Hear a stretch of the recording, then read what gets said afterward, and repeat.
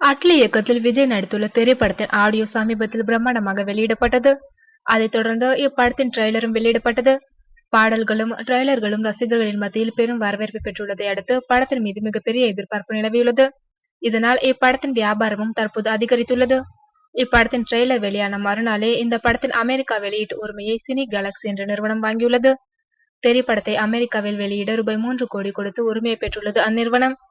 தெரி மட்டுமின்றி ரஜினி நடிப்பில் உருவாகியுள்ள கபாலி, சூர்யா நடிப்பில் உருவாகியுள்ள 24 ஆகிய படங்களில் அமெரிக்க வெளியீட்டு உரிமையும் இந்த நிறுவனம் தான் பெற்றுள்ளது. கபாலி படத்தை அமெரிக்காவில் வெளியிட ரூபாய் 8.5 கோடி கொடுத்து வாங்கியுள்ளது. அதேபோன்று 24 படத்தை ரூபாய் 2.1 கோடி கொடுத்து வாங்கியுள்ளது இந்த நிறுவனம். சூப்பர் ஸ்டார் ரஜினிக்கு அடுத்தபடியாக விஜய் படத்திற்கு தான் அங்கு அதிக அளவில் வியாபாரமாகியுள்ளது. இதனால் படக்குழுவினர் மிகவும் சந்தோஷத்தில் ஆழ்ந்துள்ளனர். இந்நிறுவனம் ஏற்கனவே கமல் நடிப்பில் வெளிவந்த உத்தம வில்லன் படத்தை ரூபாய் 2.8 கோடிக்கு வாங்கி அமெரிக்காவில் வெளியிட்டது என்பது குறிப்பிடத்தக்கது.